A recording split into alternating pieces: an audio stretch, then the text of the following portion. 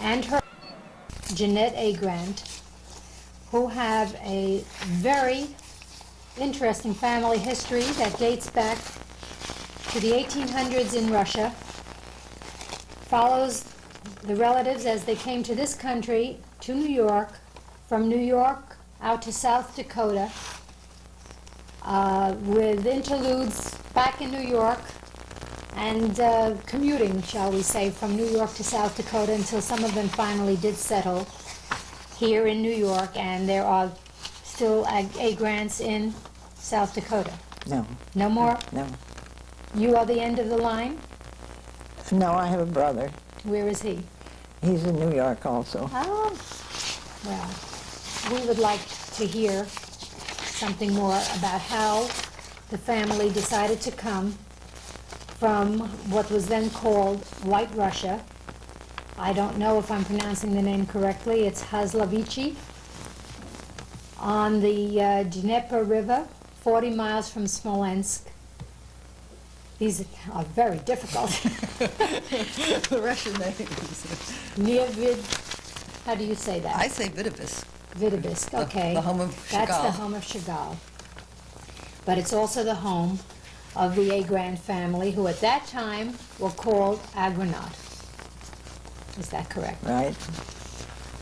Do you think you can start to tell us how they decided, why they decided to come here, and how the immigration began?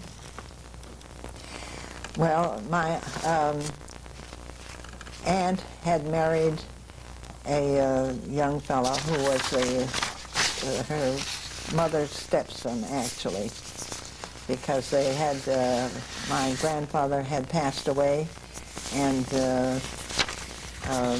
my grandmother had remarried. So the young couple who was grandmother. He was due to go into the Russian army, and they didn't want to do that, so they left and came to New York. What year was that? In 1881 or 1882, one of the 2 years. And he was working on the docks because he couldn't speak English, and while he had been trained in Russia to be a tailor, he had gone to school in Smolensk to follow the tailoring profession. Mm-hmm. When they came over, not being able to speak, and my aunt was painting, hand painting on china for the Woolworth and Company for cups that were sold in the store there. And they heard about the Cremoy family, which was being a Cremoy colony, which was being established in South Dakota, and that if they went out there and farmed the land for a certain number of years, the land would become theirs. Can we talk a little bit about the Cremoy colony and how it started? Because we've... Who was Cremoy? Well, Cremoy was a French person that they seemed to idolize. Excuse me, you told me something before about a man by the name of Rosenberg or Rosenthal. Rosenthal was the one who seemed to have had money, and he had established a colony of Jewish Russian farmers in the south someplace, and that didn't pan out, and so he in turn financed this group that came out to South Dakota. And after 3 or 4 years out there, going through all kinds of hardships and everything else, they had to give it up. And this was the colony that Mary Chasnoff and her husband Haim went to. That's first. right. That's right. Is this a picture of that lady? That's my grandmother. This is the mother of Mary Toby Chasnoff. Yes. Mary Toby and her husband Haim then sent for her mother and her younger brother, who was my grandfather. This is John A. Grant, formerly known as Joseph Love Agronat. The change in the names came about because the people out in that area just had trouble pronouncing the name? Well, it was either due to that, or even my father had a long name of 3 different names, but they used to say, John, come here, John, come here. So he ended up with his citizenship papers and finally saying John A. Grant. Okay. And We have many jokes like that about how names that a were number changed. of the Russians who had come over, in fact, when they came over, they couldn't give their names correctly, or people couldn't, so they would say, well, what town did you come from? And like my step-grandfather, the 3rd one that my grandmother had married, it was Krimichuk, and they are sure that he took that name because he came from the town of Krimichuk in Russia. That's why many of us can't find our old relatives. That's right. All right, I would like to just go on to some of their belongings so that we could see. This What is the happened? Bible that my grandfather brought from Russia. It's a leather-bound Bible. It's printed in Hebrew and Can you get with this? Russian lettering, and it's dated 1873. In it, my grandfather has recorded the births and deaths of his family, and there is a page turned back. I assume he had a reason for turning back the page. Someday, I hope to have someone translate, and perhaps we can come up with some sort of a rationale I for can- why he turned back this particular page. This is his Bible. Can you see that, Robert? Good. Do you want to tell them about the farm and what life was like on the farm? Because they actually lived in a log cabin. Well, And while you're doing that, if we have some pictures of that time or era in not some of the really. relatives. Now, when you get to the part where you come into the picture, I want to show some of her pictures too. oh, well, But if you can tell what it was like out in South Dakota, On the farm, on the perhaps. farm at the beginning, before you this were is born. my father's side of the This was family. the Cremo Yes, colony. yes. It was on. Starting. It was near Mitchell, South Dakota. It was a deserted Indian village when they arrived, and this was the land they were to farm, prairie land. Which was only territory then, That's not right, the because, state of South Dakota. North and South Dakota was a territory at that particular time. They didn't become states until quite a time afterwards. It was in the 1900s when they became states, I believe. I think someplace I had it. 1889, South Dakota became a state, but it was a territory in 1881, 82 when they arrived. Well, their life on the farm was very, very difficult because it seemed that everything went wrong. They had locusts and every kind of a disaster that any farmer could ever have.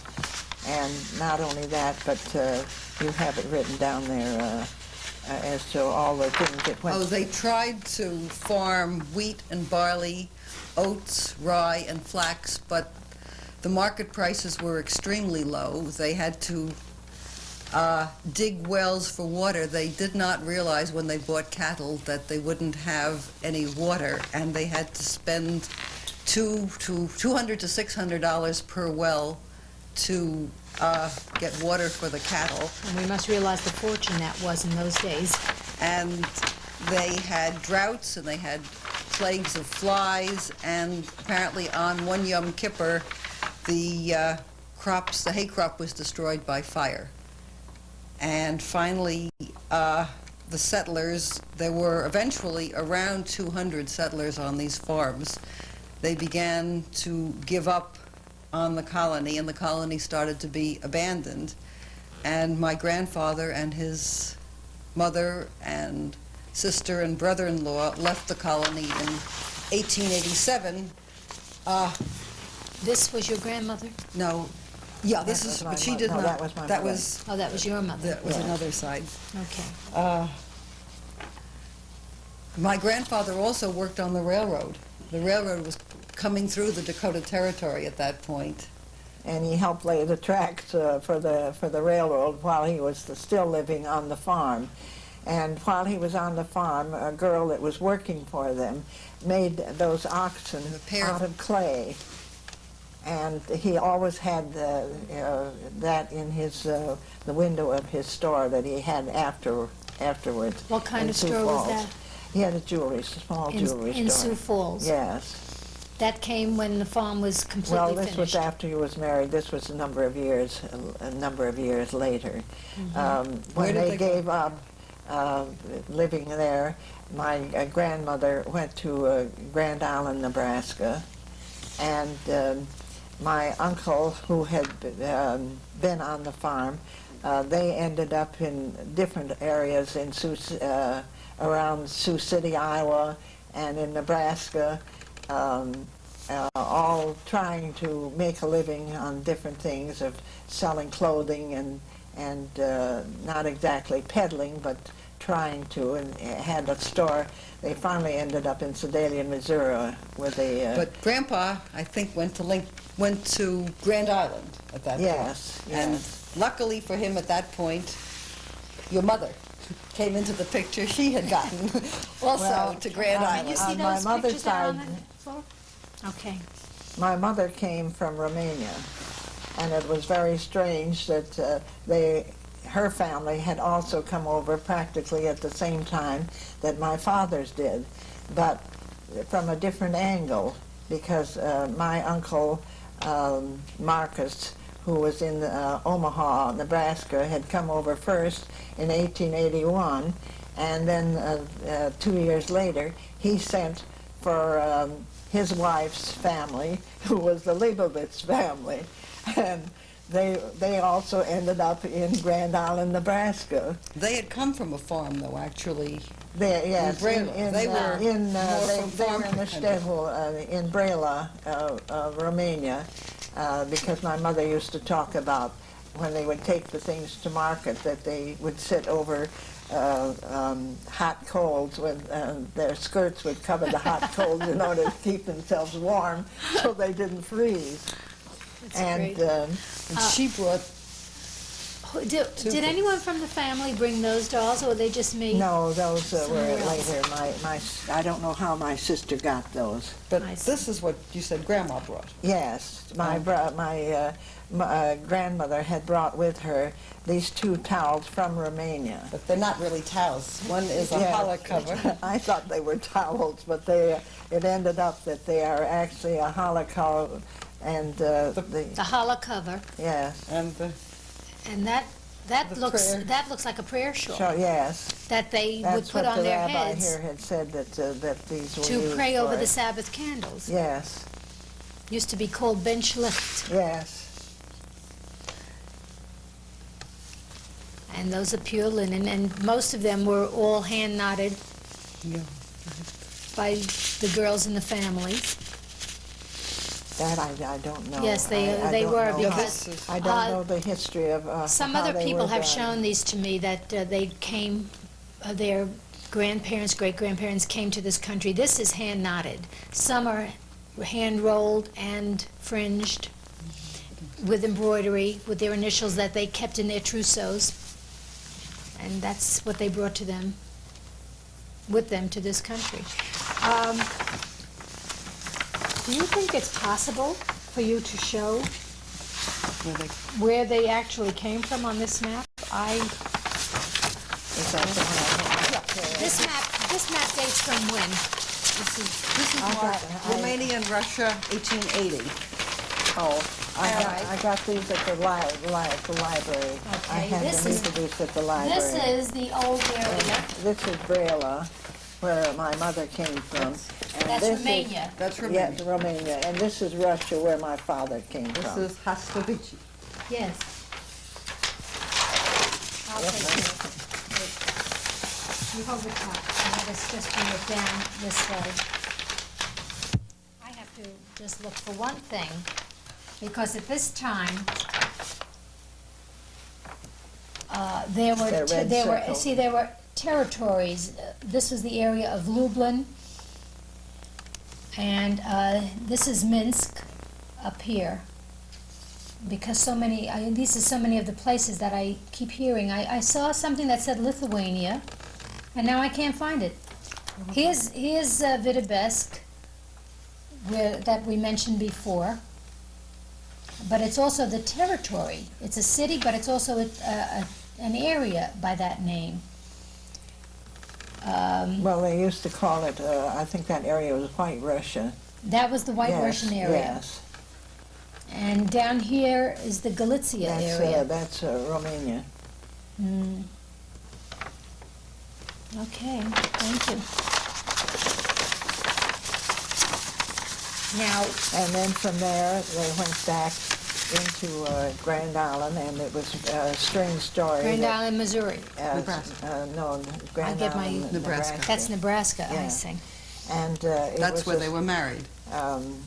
Yes, my father and mother were married in Grand Island. What year was with, that? 1893.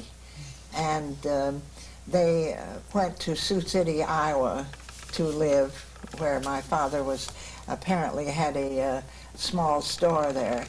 But they were drowned out by a flood, and he heard about Sioux Falls, which was a coming area, and so they moved into Sioux Falls, and that's where we were, my sister, my brother, and myself were born in Sioux Falls. And how many years did you live in that area? I lived there through the high school years, and then from then on I was back and forth between, we lived in my sister and I went to Chicago for a while, and later on we even moved my family out to California. We tried that out there, but my father just couldn't seem to adjust himself to that, so we went back to Sioux Falls again. And my sister had met a New York boy in our home, one of the traveling men that used to come through there, and they were married, and they came to New York, and I followed the next year to come here also. Are these pictures of your family when you were growing up in That was taken Iowa? in 1925, and that year we were just sort of splitting. My father felt we should have a family picture because I was going to Memphis, Tennessee with a cousin of mine who was moving there. Well, I know I'm doing this backwards, but this is when you were very young. This is you over here. The little one is me. The little one is you. And the bigger one is my sister. And around what year was that picture taken? I really don't know. I'm sorry, I don't know. My guess is about 1901 or 2, 3. somewhere Well, there. I was born in 1899, Well, a little so it more. must have been a, You look as though you're about 5 years 4 or old. 5. yes. Okay, thank you. And this is when you were going out into the wide, wide world, huh? Well, I was You were already leaving out. the family to go to Memphis, Tennessee. And while I was in Memphis, my sister had decided that she was going to marry her father.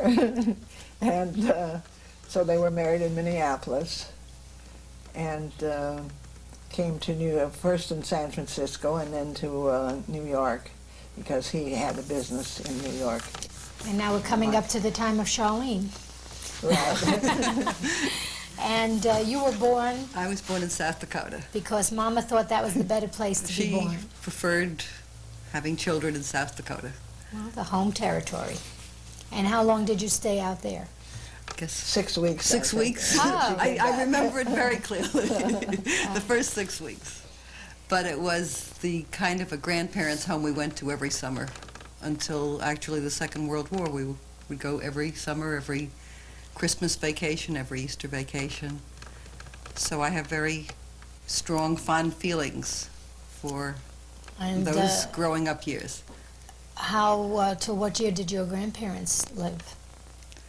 My grandfather died in 1935, 1936, 36. yes. And my grandmother, 35, I guess. she it was, moved yeah. to New York in about 1945, I brought her, 6. yes. After the war was, Second War was over in 1946, I brought her east with me because I was working for the federal government at that time. And so I brought her east with me and we lived here until she passed away. Mm-hmm.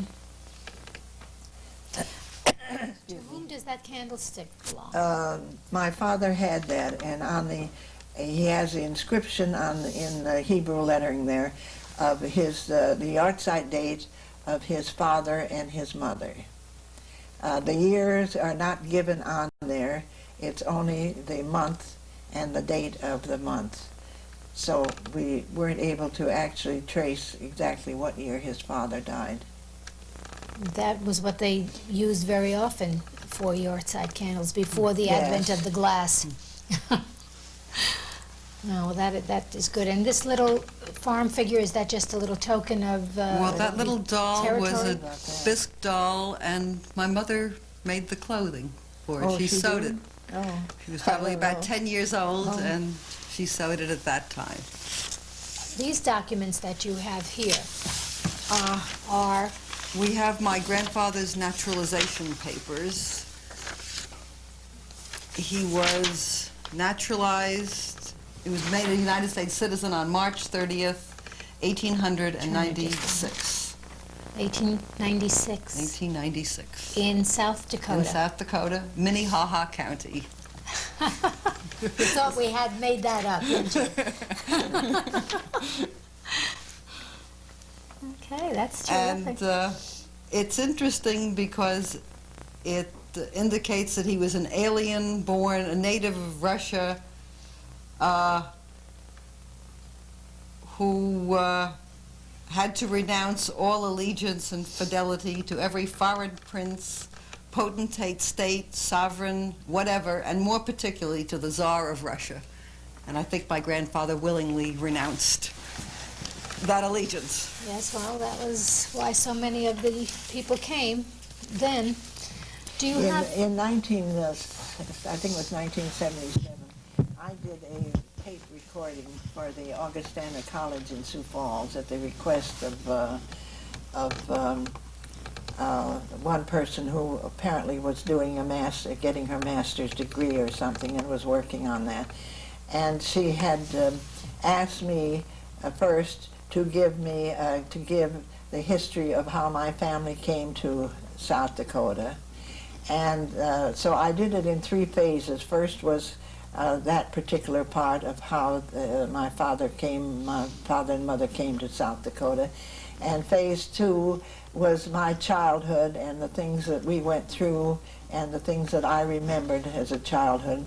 We also had quite a bit of anti-Semitism there. And she wanted me to bring some of that out in my tape recording. Mm-hmm. And then the phase 3 was after I returned, after my father had passed away, when I went back to South Dakota again, that I had to go back in order to not only care for my mother, but also to take care of some property that my father had. And then the war started in afterwards, and I remained there during the war, and then started to work for the federal government, and transferred through them back to the east. And so that's how I ended back in New York again. And really to document all of this, we made these books for my children and my niece and nephew, which is really a family history. We show that. That's very good.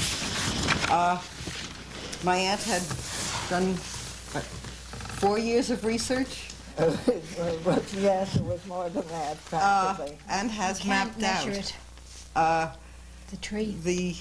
the family tree, and the children, who are now quite grown up, have some record of some of their ancestors.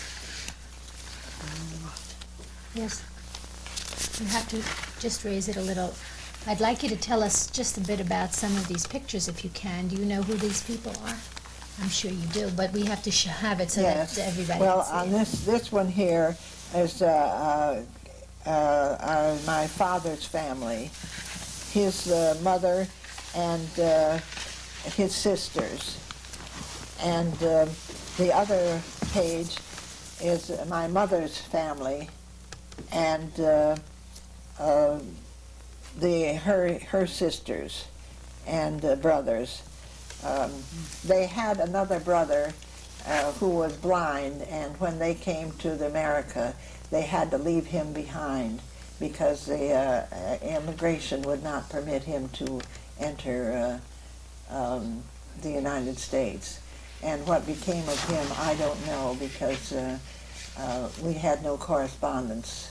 He was left in care of somebody there, some relative, but whatever happened to him, I don't know. And this was my father's, had a store in Sioux Falls, a jewelry store, and this was the first one that he ever had there. And then after he returned from, after he returned from, when we took them out to California to try it, he had to go in with somebody else for a while until he finally found another location. This was their wedding picture. Yes, that's my parents' wedding pictures. What's the next one? What's the next page? What year were they married? 1893 was it? Yes. Pictures of you? Oh, The children's pictures. Pictures of you this little. are pictures of my family.